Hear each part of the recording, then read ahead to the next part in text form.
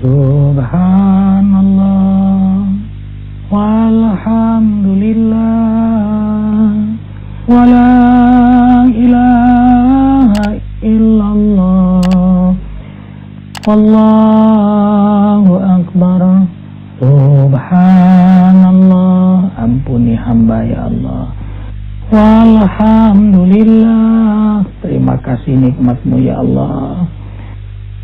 Wala ilaha illallah, kuatkan tauhid kami hingga akhir hayat kami. Wallahu akbar, Engkaulah tujuan kami ya Allah. Subhanallah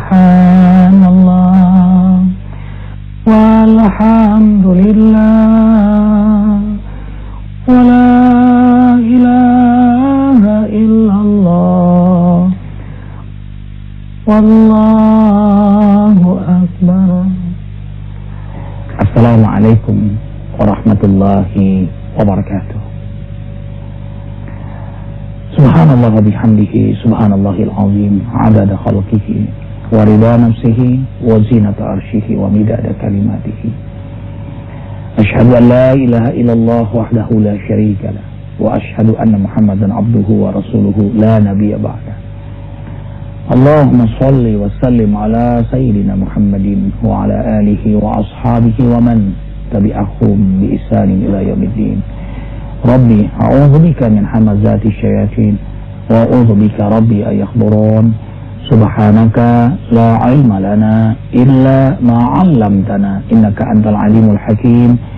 La haula wala quwwata illa billahil aliyyil azim. Shadaqallahul azim.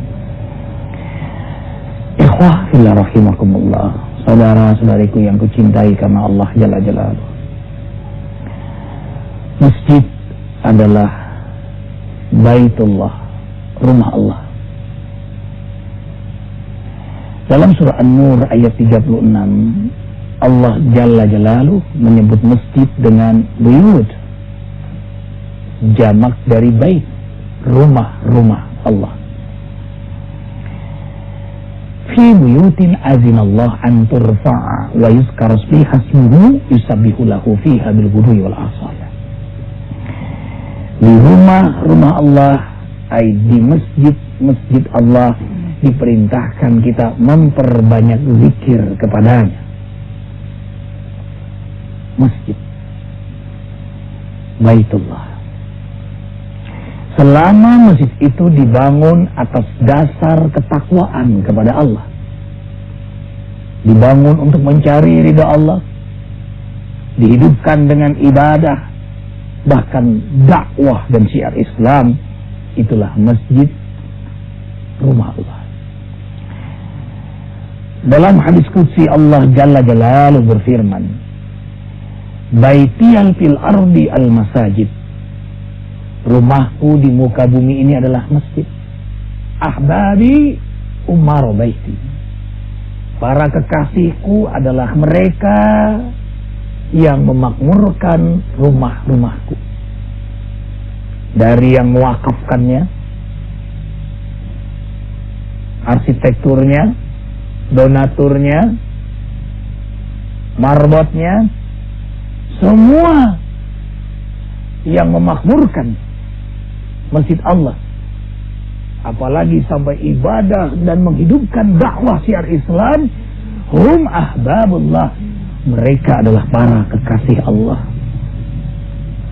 Farhan, senang sekali menjadi kekasih Allah, kekasih pencipta langit dan bumi ini. Man arada ayyazurani falyazur baiti. Siapa yang ingin mengunjungiku, kata Allah, siapa yang ingin berjumpa dengan Allah, maka hendaklah mereka datang ke rumah Allah. Karena itulah para sahabat Rasulullah SAW, orang-orang saleh, menyelesaikan masalahnya di antaranya setelah mentadaburkan Al-Quran, duduk di majelis ilmu, kemudian datang ke masjid, mengadu kepada empu masjid Allah Jalla Jalaluhu.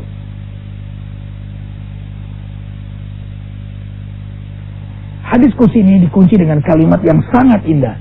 Wajibun ala muzawir ayyukrima zairahu. Wajib bagi tuan rumah Allah menghormati para tamunya. Allahu Akbar, walillahil hamd. Allah mewajibkan diri Allah sendiri untuk menghormati kekasihnya, para tamunya yang datang ke rumah Allah. Ini sesuatu yang luar biasa. Kita menjadi tamu Allah, duyufullah, duyufur Rahman. Allah rahmati kita. Allah sayang kepada hambanya. Allahu Akbar, walillahil hamd. Sini sayang, sini. Ini kecil-kecil, anak Arifin juga senang ke masjid. Subuh-subuh jam 5 keluar dari masjid menghafal Al-Quran. Menanamkan sejak dini anak-anak kita untuk cinta masjid, agar menjadi kekasih Allah, menjadi tamu Allah yang mendapat rahmat Allah. Karena itu kita disunahkan setiap kali kita masuk masjid, kita berdoa, Allah maftahli abwaab rahmatik. Ya Allah, bukakanlah untuk hamba pintu-pintu rahmatmu, pintu-pintu rahmat Allah. Walladzina amanu asyaddu hubban lillah. Orang beriman cinta Allah. Allah juga mencintai orang beriman. Yuhibbuhum wa yuhibbuna. Bahagia sekali. Allahu Akbar. Karena itu orang-orang beriman berbondong-bondong bersama keluarganya, anaknya, sahabatnya, untuk memakmurkan rumah Allah. Ya Allah, ya Rabbana. Bahagia sekali mereka yang berjamaah di masjid. Mereka menjadi kekasih Allah. Dan mereka pun tercatat sebagai tamu Allah yang Allah akan hidangkan untuk mereka. Dan hidangan ruhani yang paling dirindukan oleh kekasih Allah, orang-orang beriman, adalah rahmat Allah. Subhanallah, walhamdulillah, wa la ilaha illallah, wallahu akbar. Masjid Baitu Rasulullah sallallahu alaihi wasallam. Masjid juga rumahnya kekasih Allah, Rasulullah sallallahu alaihi wasallam. Beliau hamba Allah yang senantiasa menjaga salat berjamaah di masjid, kecuali dalam keadaan perang, al-harb, itu pun tetap berjamaah sekalipun dalam keadaan perang. Allahu Akbar, walillahil hamd. Karena itulah ketika beliau hijrah ke Madinah, yang pertama kali beliau bangun adalah masjid. La masjidun usisa ala taqwa. Masjid yang dibangun atas dasar ketakwaan kepada Allah, cinta kepada Allah, takut kepada Allah. Beliau tidak bangun rumah beliau dahulu, tapi masjid lebih dahulu. Maka sejarah mencatat infrastruktur kota Madinah, tanda kutip negara Madinah, politik, ekonomi, sosial, budaya, bahkan militer, semua bermuara dari masjid.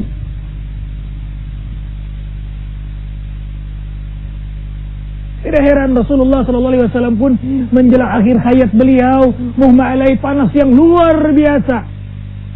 Ketika mendengar azan Bilal, beliau menangis.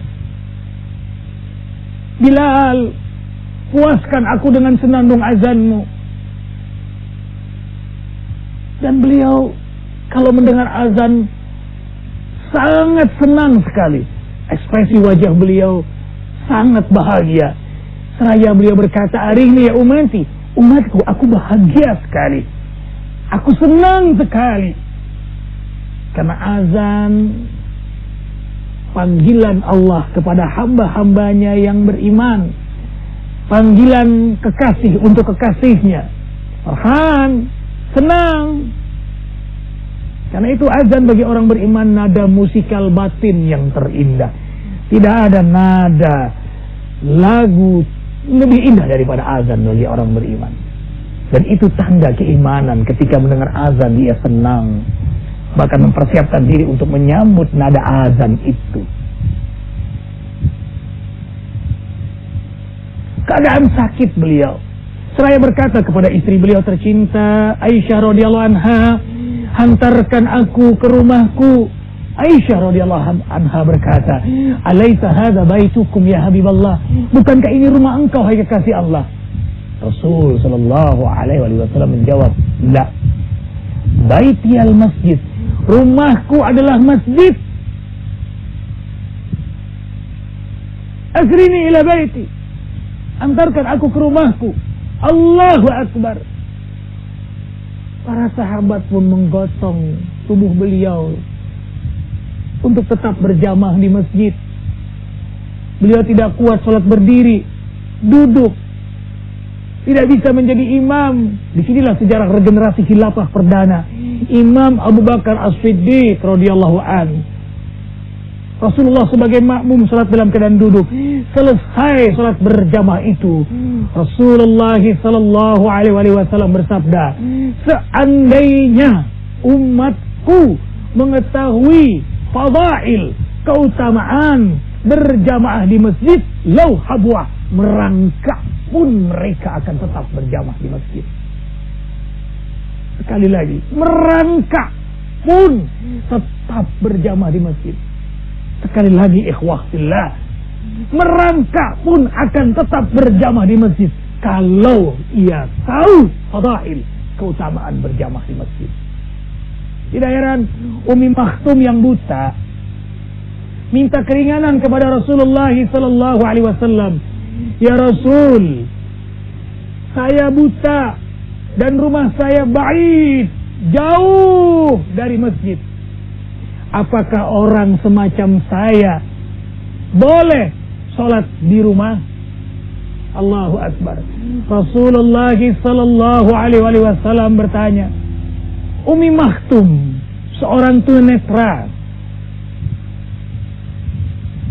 bertanya kepada Rasulullah sallallahu alaihi wasallam, ya Rasulullah, saya buta, wa baiti ba'idun minal masjid, dan rumahku jauh dari masjid. Apakah orang yang seperti aku ini boleh sholat di rumah? Beliau minta dispensasi, rukhsah, keringanan dalam ibadah. Rasulullah sallallahu alaihi wasallam balik bertanya, hal sami'tan nida? Apakah kau mendengar azan, ya sahabatku Ummi Maktum? Sami'tu ya Rasulullah, aku dengar ya Rasulullah. Idan la hilatalah, kalau begitu tidak ada alasan bagi kamu kecuali tetap sholat berjamaah di masjid.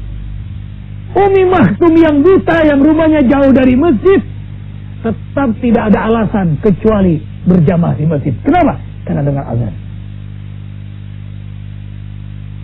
Azan bukan panggilan muazzin, tapi azan panggilan Allah Jalla Jalaluh. Ikhwah fillah, kalau kita mendapat undangan dari presiden, dari orang-orang penting, tentu kita senang. Apalagi undangan itu untuk mendapatkan penghargaan. Sebulan kita terima, sekampung kita kabarkan. Kita pun persiapkan pakaian, tata kromo saat berjumpa dengan presiden, dengan orang penting. Mendekati hari hanya makin senang. Undangannya jam 8, boleh jadi jam 6 kita sudah duduk. Kenapa? Presiden yang mengundang, apalagi untuk mendapatkan penghargaan. Nah, salahlah perbandingan ini. Sekarang yang mengundang bukan lagi presiden, tetapi yang menciptakan presiden, yang menciptakan langit dan bumi ini, yang menentukan hidup mati kita, keadaan kita, keluarga kita, rezeki kita, dunia akhirat kita di tangannya. Dia yang mengundang kita. Bagaimana reaksi kita kepada azan? Bagaimana reaksi kita kepada panggilan azan? Dan yang dipanggil hamba-hambanya yang bersyahadah, yang benar syahadahnya. Allahu Akbar, Allahu Akbar. Tidak ada kepentingan, kesibukan kecuali hanya untuk mengagungkan Allah. Maka mereka yang menuju masjid, Allahu Akbar, benar takbirnya. Asyhadu an la ilaha illallah. Yang dipanggil, yang bersyahadah, yang merasa Tuhannya Allah. Wa asyhadu anna Muhammadar Rasulullah, yang merasa nabinya Muhammad sallallahu alaihi wasallam. Hayya 'alas shalah. Ayo salat. Yang tidak bersyahadah tidak dipanggil. Ikhwah fillah, cahaya hati rahimakumullah. Kemudian masjid juga disebut Baitul Mu'minin, ay Baitul Muttaqin. Ada dua hadis ini. Inna likulli makhluk baitan. Wa baitul mu'minin, dalam hadis lain Baitul Muttaqin al-masajid, ay masjid. Setiap makhluk punya rumah. Setiap makhluk punya sarang. Setiap makhluk punya markas, center of activity. Setiap makhluk punya rumah. Dan rumahnya orang beriman, masjid. Rumahnya orang bertakwa, masjid. Itu untuk mencari mereka gampang. Ketika azan berkumandang, tegak salat berjamaah, mereka lah orang-orang yang beriman. Perhatikan surah At-Taubah ayat 18. Dengarkan wahai orang-orang yang beriman, orang-orang yang ingin selamat dunia akhirat. A'udzu billahi samil alim minasy syaithanir rajim. Bismillahirrahmanirrahim. Innama ya'muru masajidallah man amana billahi wal yawmil akhir wa aqama as-salah wa ata az-zakah wa lam yakhsha ila Allah fa'asa ulaika ay yakunu minal muhtadin. Sesungguhnya hanya hamba Allah yang benar-benar beriman kepada Allah dan benar-benar beriman pada hari akhirat, merekalah yang memakmurkan masjid-masjid Allah. Kita buka di antara tafsirnya. Sesungguhnya hanya hamba Allah yang benar-benar ingin ridha Allah, benar-benar ingin rahmat Allah, benar-benar ingin hidayah Allah, benar-benar ingin ampunan Allah, benar-benar ingin berkah Allah, ziyaratul khair, bertambah kebaikan-perbaikan dalam hidupnya, benar-benar ingin rumah tangganya sakinah, benar-benar ingin mudah mendapatkan rezeki yang halal, thayyib, barakah, benar-benar ingin lancar semua urusannya, mudah semua aktivitasnya, ingin selamat di dunia, dan benar-benar ingin selamat di akhirat, benar-benar ingin bersama para rasul, para anbiya di akhirat nanti, bersama siddiqin, pemimpin-pemimpin yang jujur, orang-orang yang jujur, bersama para syuhada, bersama orang saleh, benar-benar ingin surganya Allah di akhirat nanti, maka merekalah yang memakmurkan masjid-masjid Allah. Allahu Akbar. Mereka menegakkan salat, mereka menunaikan zakat, dan mereka tidak takut pada siapapun. Inilah hadiah dari Allah. Mereka yang gemar ke masjid, Allah cabut rasa takutnya kepada siapapun. Jauh dari sifat stres, depresi, post power syndrome, karena keimanannya kepada Allah dan inginnya selamat di akhirat nanti.